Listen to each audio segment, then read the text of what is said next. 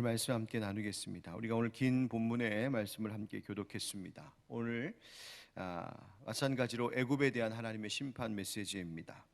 하나님께서 에스겔에게 말씀하시기를 애굽 왕 바로에 대하여 슬픈 노래를 불러라 말씀하십니다. 바로 오늘 본문은 애굽을 향한 애가 슬픈 노래의 말씀입니다. 먼저 1절부터 16절까지의 내용을 간단히 살펴보면 애굽 왕 바로는 큰 악어다라고 노래합니다. 자기 멋대로 강을 더럽히는 악어라고 하시죠. 이 바로라고 하는 악어를 하나님께서 벌을 내려 망하게 하실 것을 말씀하시는데 3절에 보면 그물에 너를 끌어오리로다. 4절에도 너를 무태 버리며 온 땅의 짐승이 너를 먹을 것이다 말씀하십니다. 7절에 내가 너를 불끄듯 할 것이다 없앤다는 뜻이죠. 9절에 너의 패망의 소문이 여러 나라에 날 것이다 하십니다.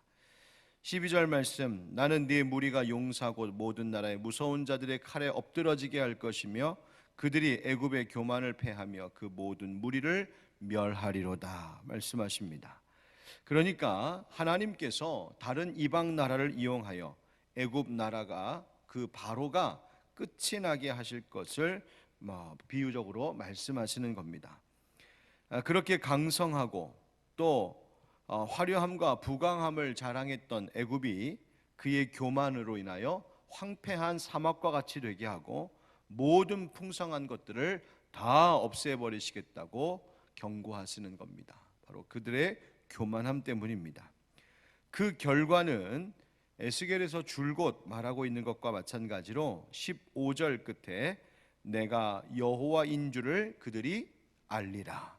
이 모든 세상의 참 주인 심판의 주 되시는 분이 여호와 하나님이심을 알게 하겠다 하나님 말씀하시죠. 그러면서 그 첫 번째 단락 끝을 이렇게 노래합니다. 16절 우리 한번 같이 읽어보실까요? 16절 시작. 이는 슬피 부를 노래이니 여러 나라 여자들이 이것을 슬피 부르며 애굽과 그 모든 무리를 위하여 이것을 슬피 부르리로다 주 여호와의 말씀이니라. 아멘. 그래서 슬피 부를 노래 바로 애가입니다.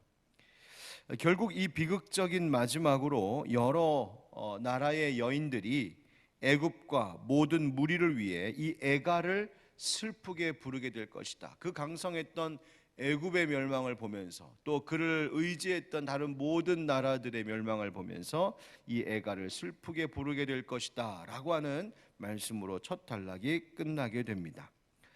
17절부터 32절 끝까지도 이어지는 말씀이 바로 이 슬픈 노래가 계속되는데 특별히 20절, 21절에 나오는 표현대로 죽임을 당한 자들을 위한 노래다 이렇게 되어 있습니다. 죽임을 당한 자들. 이것은 하나님의 심판으로 멸망한 이 애굽과 또 혹은 아수르와 그와 같은 다른 모든 나라들, 하나님의 심판으로 이제 멸망하게 패망하게 된 나라들에 대한 장례식 노래입니다. 장송곡. 뭐라고 말씀하시냐면 레바논의 백향목 같았던 아수르가 그렇게 되었다는 것을 말씀하십니다. 또 많은 사람들을 세상에서 두렵게 하던 엘람이 24절에 그 엘람이 나오는데요. 엘람이 구덩이에 내려가 수치를 당하게 되었다. 또 26절부터 28절에 보면 메섹과 두발이 나옵니다. 무기를 가지고 세상을 두렵게 했던 병기를 가지고 세상을 두렵게 했던 메섹과 두발 또 그 무리가 스올에 내려가게 되는데 자기 칼을 베개 삼게 된다. 또 그 백골이 자기 죄악을 지고 패망하여 죽임을 당한 자들과 함께 누리로다 그 장송곡 노래를 부르게 하십니다. 29절부터 30절에도 강성했던 에돔 또 시돈 그 왕들 고관들이 다 그렇게 죽음을 당하고 다 눕게 될 것이다 말합니다. 그러면서 31절에 이렇게 되어 있죠. 31절에 바로가 그들을 보고 그렇게 함께 죽임을 당한 자들을 보고 그 모든 무리로 말미암아 위로를 받을 것이며 칼에 죽임을 당한 바로와 온 군대가 그러하리로다 주 여호와의 말씀이니라. 아멘.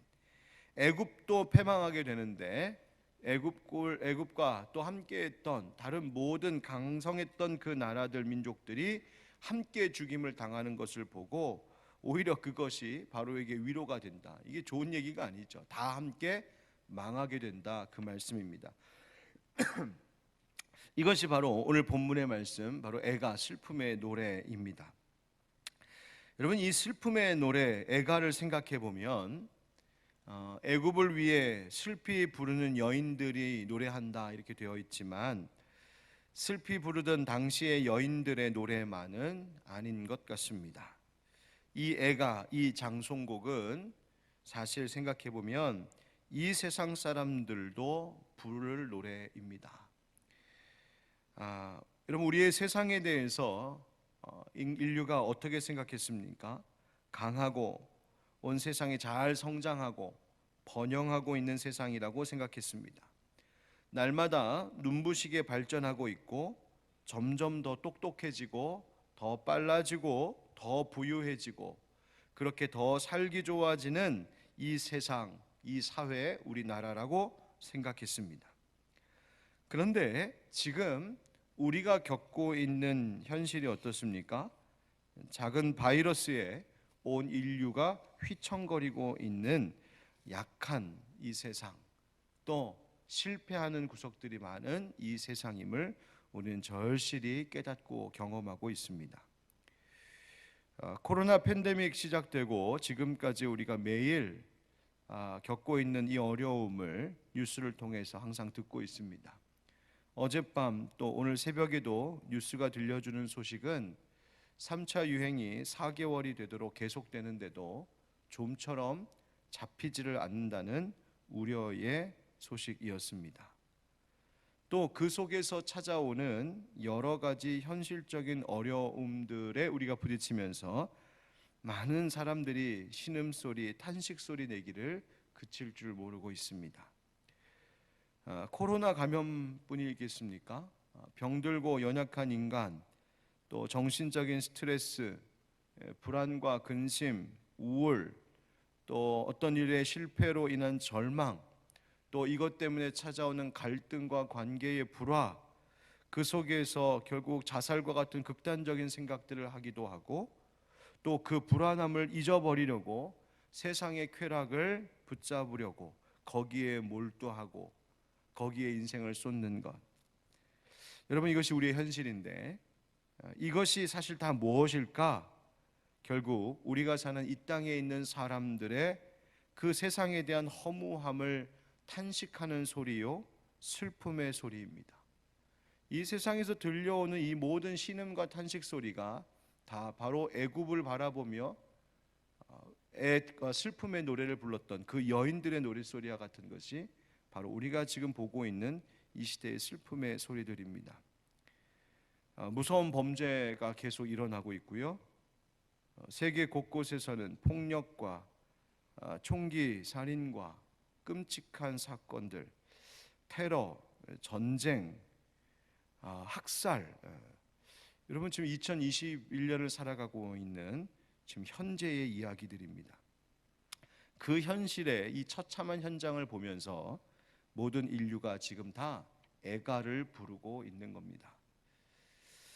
그렇다면 우리들에게는 이렇게 슬픈 장성곡밖에 부를 수 없는 그것이 현실이고 우리의 운명일까? 현실적으로는 그래 보일 수 있습니다. 슬픈 노래밖에 부를 것이 없을 것 같고 기껏해야 술 취한 사람의 한 섞인 노랫소리만 들릴 것 같은 이 현실인데, 그런데 여러분 기억하십시오. 이와 같은 현장에서도 여전히 기쁨과 감사의 찬송을 부를 수 있는 사람들이 바로 그리스도인들인 줄 믿습니다. 무덤 앞에서도 찬송 부르는 것이 그리스도인들이고요, 옥에서도 자유의 찬송을 부르고 질병 중에도 치유의 노래를 부르고 전쟁 중에도 평화를 노래하는 사람들이 그리스도인들입니다. 실패의 슬픔 속에서도 다시 승리를 노래할 소망을 가진 사람들이 바로 그리스도인들입니다. 무엇 때문입니까? 바로 예수 그리스도의 승리하심 때문입니다. 예수님을 우리에게 주신 하나님 아버지의 그 사랑과 그분의 능력이 우리 가운데 있고, 우리 주님 안에 소망이 있고, 우리 주님 안에 다시 사는 생명, 부활의 소망이 있음을 우리가 알기 때문에 우리는 애가밖에 부를 수 없을 것 같은 이 세상의 한켠에서도 여전히 하나님을 기뻐하며 감사하며 찬송하는 노랫소리를 부를 수 있는 우리인 것입니다. 사순절에 지금 이제 끝자락에 다가오고 있습니다. 다음 주 고난주간이 바로 그런 때입니다. 가장 십자가의 고난이 크게 와닿는 가장 사실은 어두운 한 주간이 다음 주 한 주간입니다. 그래서 교회는 검정색을 써서 그 슬픔을 표현하기도 합니다. 그런데 그만큼 고난과 어려움이 깊어져가는 다음 주 고난 주간이겠지만, 그렇기 때문에 부활의 승리의 날이 가까이 다가온다는 사실을 잊지 않기를 축복합니다. 슬픈 애가의 소리가 커지면 커질수록 오히려 예수 그리스도 안에서 기쁨의 노래를 부를 날이 점점 더 가까이 다가온다는 것을 잊지 않는 우리가 되기를 축복합니다. 오늘 32절 말씀 한번 같이 읽어보실까요? 끝절입니다. 시작. 내가 바로로 하여금 생존하는 사람들의 세상에서 사람을 두렵게 하게 하였으나 이제는 그가 그 모든 무리와 더불어 할례를 받지 못한 자 곧 칼에 죽임을 당한 자와 함께 누이리로다. 주 여호와의 말씀이니라. 아멘.